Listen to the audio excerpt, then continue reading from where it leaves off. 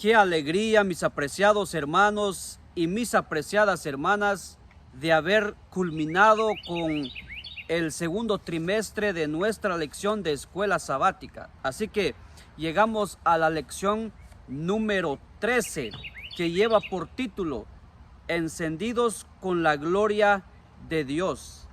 Antes de comenzar, muchísimas gracias por haberme apoyado con sus likes, con compartir nuestros videos en sus redes sociales y por supuesto por haberse unido a esta hermosa familia espiritual. De verdad, muchísimas gracias.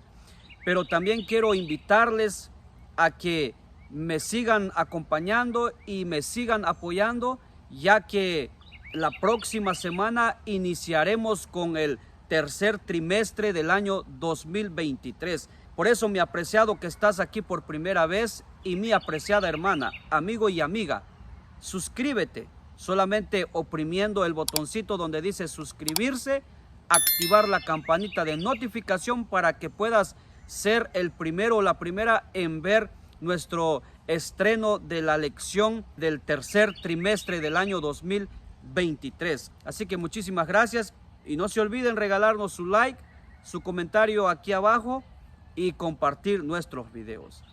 ¿Qué les parece si le pedimos a nuestro Dios su dirección? Oremos.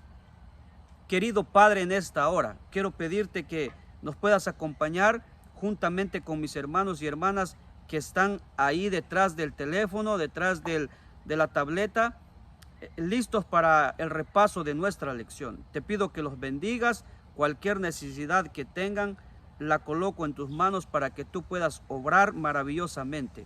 Gracias pues, Padre, bendícelos y bendice el estudio de tu palabra. En el nombre de Jesús, amén. Muy bien, mis apreciados hermanos, vamos a leer nuestro texto bíblico que está en el libro de Apocalipsis, capítulo 18, versículo 1, y dice: Después de esto vi a otro ángel que bajaba del cielo. Tenía mucho poder y la tierra se iluminó con su resplandor.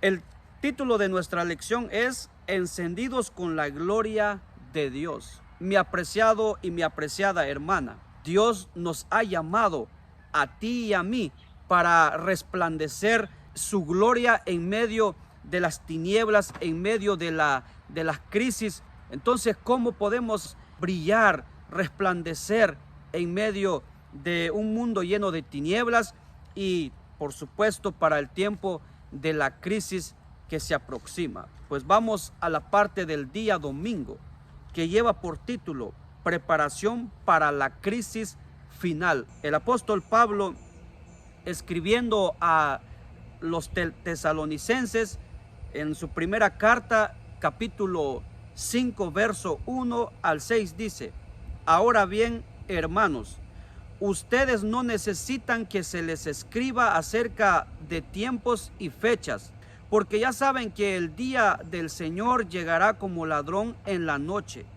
Cuando estén diciendo paz y seguridad, vendrá improviso sobre ellos la destrucción, como le llegan a la mujer encinta los dolores de parto. De ninguna manera podrán escapar. Ustedes, en cambio, hermanos, no están en la oscuridad para que ese día los sorprenda como un ladrón.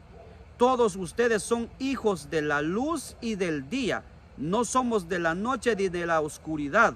No debemos, pues, dormirnos como los demás, sino mantenernos alerta y en nuestro sano juicio. Oh, mi apreciado y mi apreciada hermana, el apóstol San Pablo está diciendo aquí que nosotros no estamos en tinieblas, en oscuridad, para que ese día no los sorprenda como ladrón.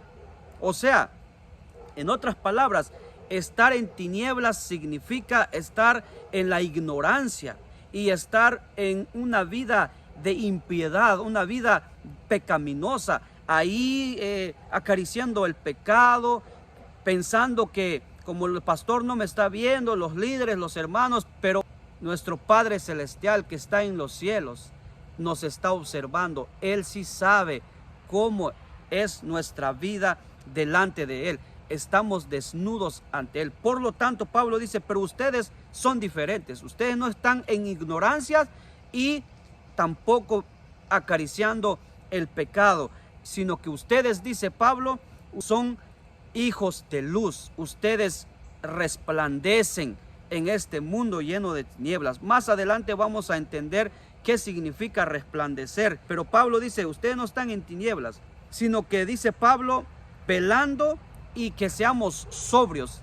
Oh, mi apreciado hermano, ¿qué quiere decir estar vigilando y estar sobrios? Pues bueno, Mateo 26:40. Luego volvió a donde estaban sus discípulos. Aquí Jesús estaba en el monte de Getsemaní orando, pero había pedido a sus discípulos que estuviesen orando con él en esa noche de vigilia. Pero miren cómo los encontró. Luego volvió a donde estaban sus discípulos y los encontró dormidos. No pudieron mantenerse despiertos conmigo ni una hora. Le dijo a Pedro, versículo 41, estén alerta y oren para que no caigan en tentación. El espíritu está dispuesto, pero el cuerpo es débil. ¿Cómo debieron de haber estado los discípulos con Jesús en esa noche de vigilia? Orando con Jesucristo, suplicando para que no cayeran en las trampas del enemigo. Es decir, mi apreciado y mi apreciada hermana, nuestra preparación para la crisis final, la lucha entre serle fiel a Dios o serle fiel al enemigo, escoger estar de parte de Dios o estar de parte del enemigo, es ahora. Deberíamos tener una vida de oración constante, pero no solamente una oración así enviándole un telegrama a Dios, no, oración constante, donde lleguemos a entablar esa relación estrecha con nuestro Dios, una relación inquebrantable. Eso es lo que Dios desea que nosotros tengamos. Pero a veces nosotros solamente nos acordamos de Dios cuando nos está pasando algo en la vida. Ahí nos vamos de rodillas, pero más no hemos entablado esa relación de estar constante con Dios en oración. Pero no solamente la oración, sino también una vida de testimonio, de predicación, de compartir el evangelio con las personas, trayendo almas a los pies de Cristo.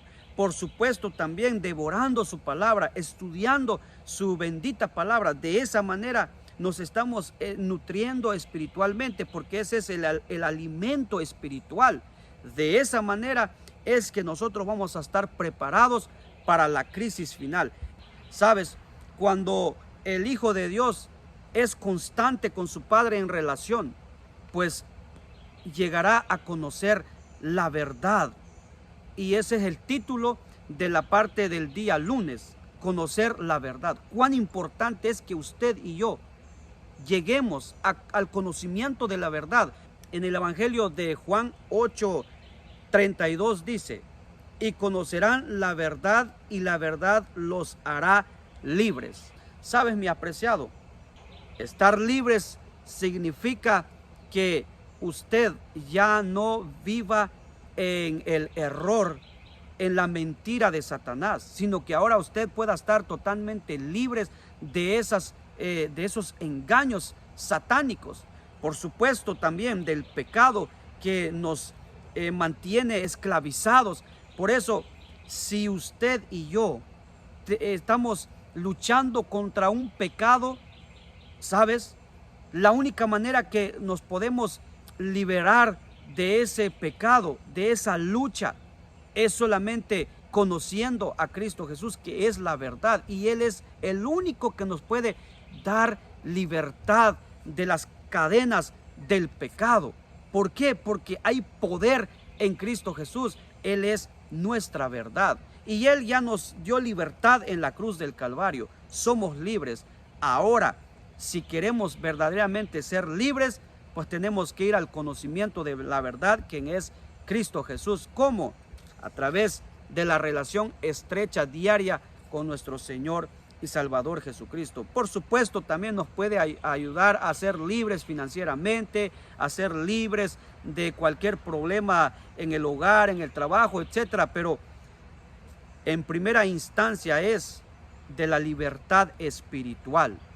Ahora, en el Evangelio de San Juan, capítulo 7, verso 17, dice: el que esté dispuesto a hacer la voluntad de Dios reconocerá si mi enseñanza proviene de Dios o si yo hablo por mi propia cuenta. Ahora, entre más conozcamos la verdad, sabes que vamos a poder discernir entre el error y la verdad, entre la mentira y la verdad, entre el engaño y la verdad. Es decir, nadie te podrá engañar. Por más que te muestren con la Biblia diciendo esto es así, usted podrá discernir. ¿Por qué? Porque Dios le dará sabiduría. Por eso Juan dice: el que esté dispuesto a hacer la voluntad de Dios reconocerá si mi enseñanza proviene de Dios o si yo hablo por mi propia cuenta. ¡Wow! Ahí usted sabrá si lo que este servidor dice aquí en esta plataforma de YouTube va de acuerdo a la palabra de Dios, si es la verdad o es mentira. Ahí usted se dará cuenta si su pastor desde el púlpito, su líder, está diciendo la verdad o está inventando cosa que no dijo la palabra de Dios. Entre más conozcas la verdad, más estarás firmes ante los engaños de Satanás. Ahora, hay otro texto en San Juan 17, verso 17, dice: santifícalos en la verdad, tu palabra es la verdad. La única manera de que puedas triunfar, pueda yo triunfar, podamos triunfar en este mundo y lograr la salvación eterna y no la condenación eterna, es a través de la verdad. ¿Por qué? Porque la verdad está en la palabra de Dios y la verdad es la palabra de Dios. Ese es nuestro escudo más seguro en este mundo. Esa es la verdad, es la única defensa que podemos tener ante el enemigo, no contra el hermano. Porque, sabes, a nosotros nos encanta atacar a nuestros hermanos, a los hijos de Dios, que con sinceridad de corazón, con amor, pues han abrazado lo que les han enseñado en sus iglesias, al igual que tú y yo. ¿Verdad que a ti no te gustaría que te ofendan por lo que crees de la palabra de Dios? Por supuesto que no. Por lo tanto, no hay que atacar a los hijos de Dios, a las hijas de Dios, a nuestros hermanos, a nuestros prójimos con la palabra de Dios. ¿Por qué? Porque Dios no nos ha llamado a eso, sino que hay que usar la verdad para defendernos ante los engaños, ante el error del enemigo. Así que, mi apreciado, la palabra de Dios es la verdad y la verdad está en ella y Cristo es la verdad. Y entre más conozcamos la verdad, pues estaremos más firmes ante los engaños del enemigo. Ahora, entre más nos sumergimos en la verdad, habrá un cambio en nuestra vida cristiana. Y no solamente en la nuestra, sino también en la de la congregación. ¿Por qué? Porque la palabra de Dios, el conocimiento de la verdad, constantemente nos llevará a una reforma. Y ese es el título el día martes: la reforma continúa. Sabes, mi apreciado, en el año 1844, el 22 de octubre, habían un grupo de hermanos que estudiaron la palabra de Dios y llegaron a la conclusión que Cristo vendría en 1844, el 22 de octubre. Sin embargo, se llevaron un gran chasco y Jesús no vino. Y muchos se decepcionaron, muchos se echaron para atrás, mientras que otros dijeron: no, tenemos que seguir escudriñando la palabra, tenemos que seguir profundizando nuestro estudio. Algo pasó, pero tenemos que, con la ayuda de Dios, descubrir ese chasco. ¿Por qué fue que Jesús no regresó?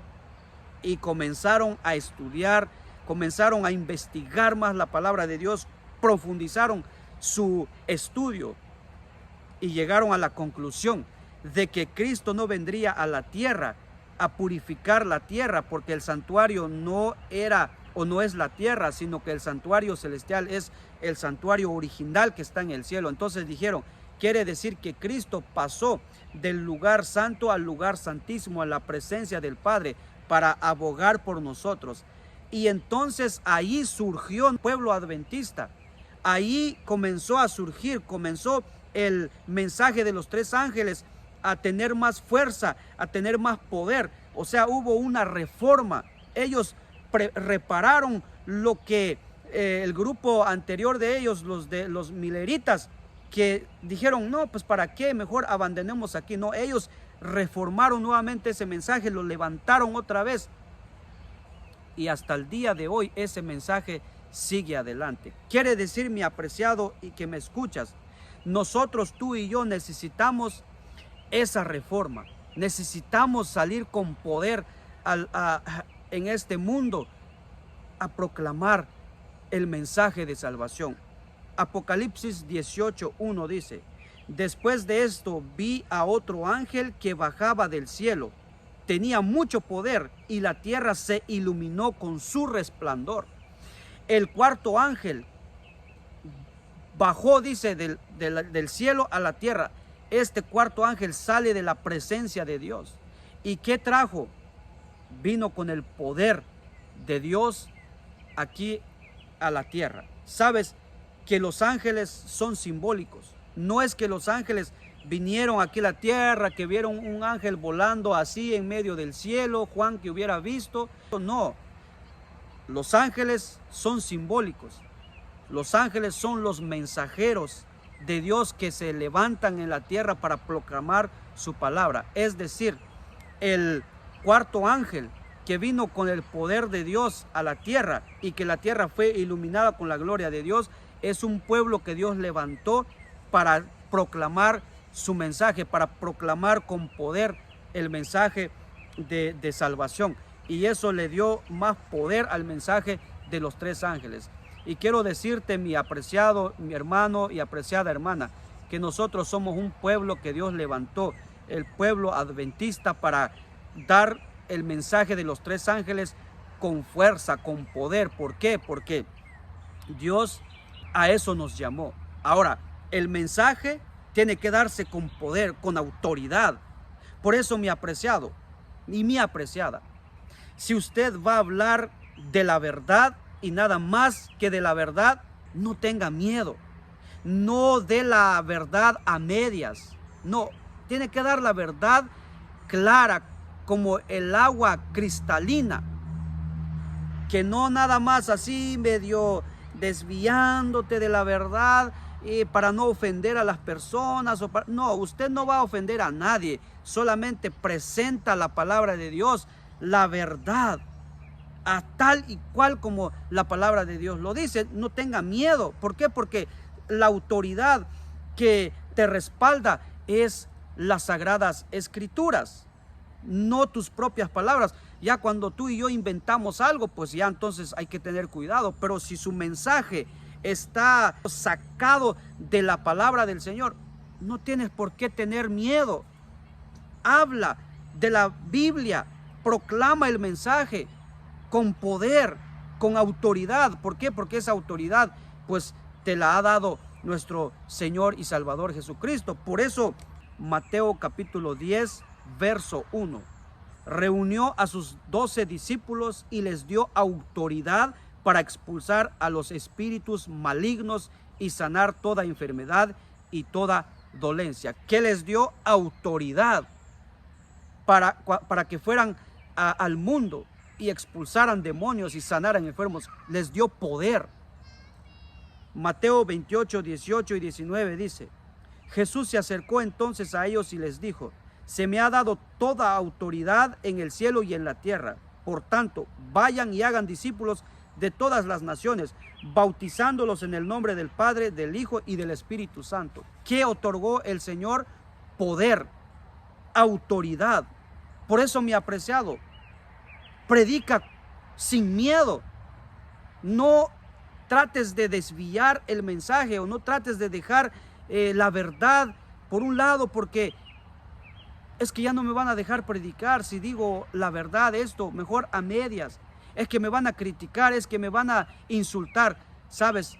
Bienaventurado eres, bienaventurado soy si me insultan, si se me cierran las puertas. Eso significa que al enemigo no le está gustando que usted hable de la verdad. Así que le invito a que hable con claridad, con autoridad, con poder. ¿Por qué? Porque el Señor se lo ha dado, pero tiene que ser sacado de los textos de la palabra de Dios. No tome un mensaje de este servidor o de alguien más para compartir. No, usted saque pan fresco, pan recién cocinado, porque ese es el pan más sabroso para que su congregación, para que sus hermanos lo puedan disfrutar, porque no hay nada mejor preparado por el mismo predicador. Y no copiar, es palabra de Dios, pero deja que Dios te dé el mensaje, y así podrás pararte y predicar con poder y decirle al mundo que esta es palabra de Dios y nada más que palabra del Señor. Así que, mis amados hermanos, hemos sido llamados para hacer esa diferencia, esa reforma. Ahora, ¿para qué? Para que la tierra sea iluminada con la gloria de Dios, que ese es el título en la parte del día miércoles. La gloria de Dios llena la tierra. Ahora, ¿qué es la gloria de Dios? Éxodo 33, verso 18 dice: déjame verte en todo tu esplendor, dijo Moisés. Y el Señor le respondió: voy a darte pruebas de mi bondad y te daré a conocer mi nombre, y verás que tengo clemencia de quien quiero tenerla, y soy compasivo con quien quiero serlo. ¿Cuál es la gloria de Dios o qué es la gloria de Dios? La gloria de Dios es su carácter. Por lo tanto, mi apreciado, ¿cómo es el carácter de Dios? Dios es amor, Dios es bondadoso, Dios es misericordioso, Dios es perdonador.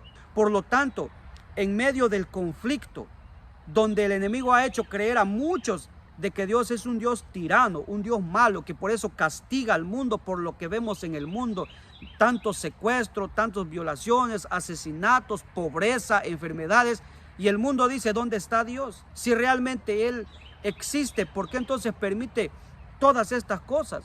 Pero sabes, precisamente Dios quiere que el mundo vea su gloria, o sea, su carácter. Ahora mi pregunta es: ¿quiénes son los que deben de mostrarle al mundo el carácter de Dios para que el mundo conozca que realmente el diablo está equivocado, haberles hecho creer que Dios es un Dios malo, un Dios tirano? ¿Quiénes son los instrumentos, los canales del carácter de Dios, o sea, de su gloria? Somos tú y yo. Sí, somos tú y yo. Miren lo que dice Primera de Pedro 2:9. Pero vosotros sois linaje elegido, real sacerdocio, nación santa, pueblo adquirido para Dios, para que anunciéis las virtudes de aquel que os llamó de las tinieblas a su luz admirable. ¿Sabes, mi apreciado? Tú y yo, que nos llamamos hijos de Dios, que nos llamamos cristianos, pues tú y yo hemos sido llamados para, dice Pedro, para anunciar las virtudes de aquel que os llamó de las tinieblas a su luz admirable. Nosotros somos luz en la oscuridad, en este mundo lleno de maldades, de tanta violencia, de tanta pobreza, donde el mundo grita y llora por algo diferente, por algo mejor. Somos tú y yo la luz de este mundo caído, destruido por el pecado. Somos nosotros la luz. Pero ¿cuál es lo que nosotros vamos a iluminar? El carácter de Dios. Por eso dice aquí, para anunciar las virtudes de Dios. ¿Cuáles son las virtudes de Dios? Pues es su carácter. Él es santo, Él es amor, Él es bondadoso, Él es misericordioso, Él es perdonador. Y miren lo que dice también Mateo 5:14. Vosotros sois la luz del mundo. Una ciudad situada sobre un monte no se puede esconder, ni se enciende una lámpara y se pone debajo de una caja, sino sobre el candelero, y así alumbra a todos los que están en casa. Versículo 16. Así alumbre vuestra luz ante los hombres, para que vean vuestras obras buenas y glorifiquen a vuestro Padre que está en el cielo. Como dice el texto, que nosotros somos la luz del mundo, que así como una casa, una lámpara no se puede esconder, usted y yo tampoco nos podemos esconder. La gente nos conoce, la gente nos ve, la gente nos estudia si realmente somos hijos de Dios. ¿Y cómo se da cuenta la gente que si realmente somos hijos de Dios o somos falsos cristianos? A través de nuestra forma de tratarlos, nuestra forma de ser en el trabajo, en la escuela, en la casa, en donde sea. La gente desea ver en nosotros a Cristo Jesús. Ahora, para que vean vuestras buenas obras, es decir, mi apreciado, el carácter de Dios se tiene que transmitir a través de nosotros para que el mundo conozca a Dios. ¿Sabes cómo? Demostrando amor. Una cosa es decir de labios por fuera que amamos, y otra cosa es mostrar con hechos que realmente amamos, que realmente el amor de Dios está en nosotros. ¿Y sabes cómo? Ahí es donde se demuestra. Cuando mi vecino, mi hermano, mi prójimo está padeciendo de necesidades, y cuando viene a mí que me necesita y le cierro mi corazón, ¿sabes? El amor de Dios no está en mí, porque si realmente el amor de Dios estuviera en mí, entonces le extendiera la mano y le ayudara. ¿Sabes cómo se transmite la misericordia de Dios? Cuando alguien me ha herido, cuando alguien me ha hecho daño, pero cuando me viene a pedir que pueda darle una segunda oportunidad, que lo pueda perdonar, lo pueda disculpar. No estoy diciendo perdonar pecados, perdonar la ofensa. Si yo digo que no y no perdono, no doy a torcer mi brazo, sabes, no estoy preparado para el reino de los cielos. Quiere decir que todavía no he sido convertido. Quiere decir que aún el enemigo sigue obrando en mi corazón. Misericordia, bondad.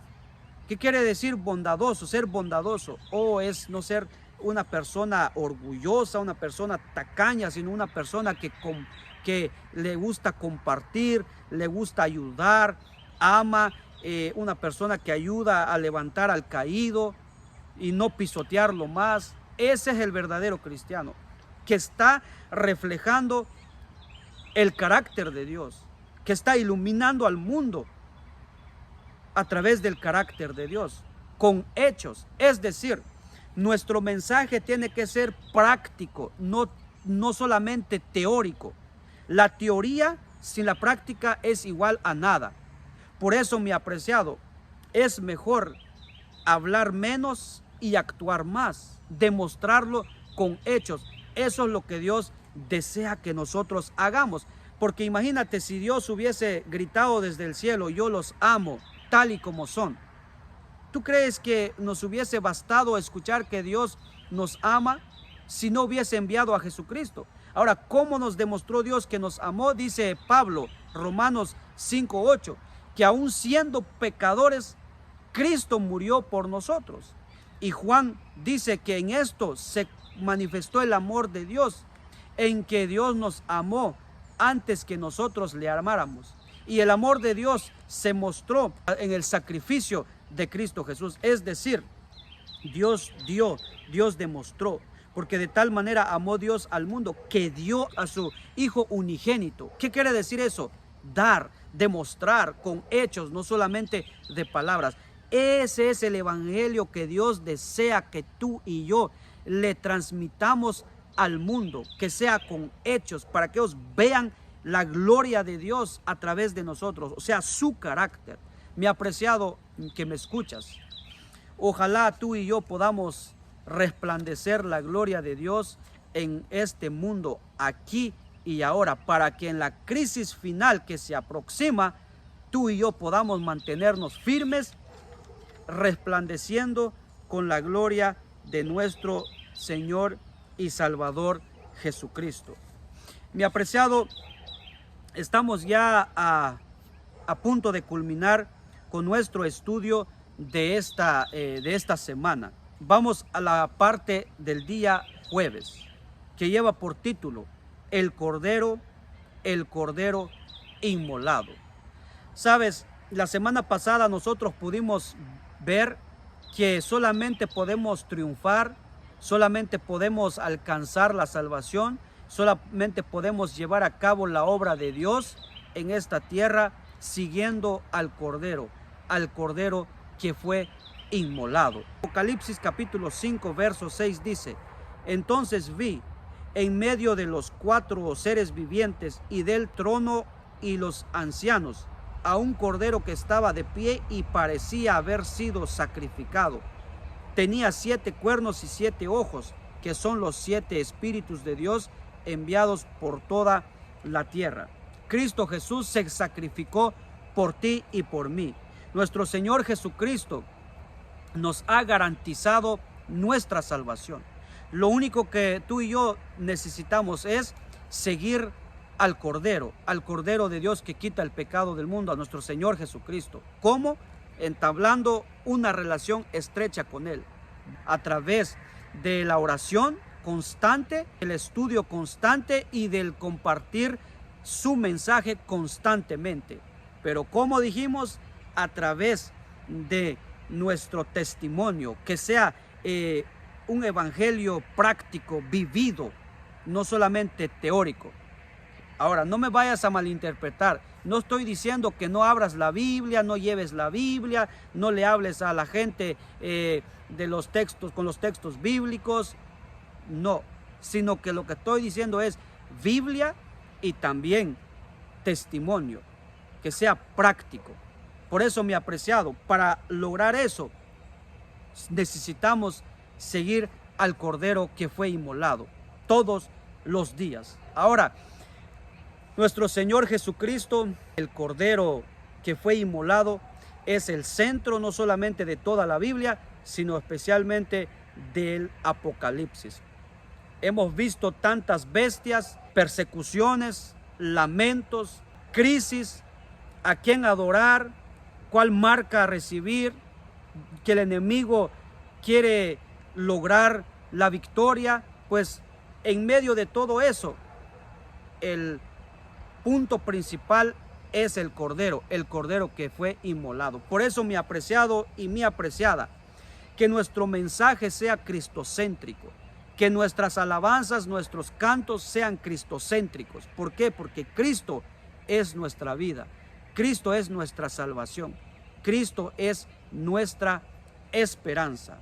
Ahora, para terminar con el estudio de esta semana, vamos a Mateo 24, 14, dice: y este evangelio del reino se predicará en todo el mundo como testimonio a todas las naciones, y entonces vendrá el fin. Le pregunto, mi apreciado y mi apreciada que me escuchas, ¿te gustaría que Jesús vuelva ya por nosotros para que vayamos a la eternidad?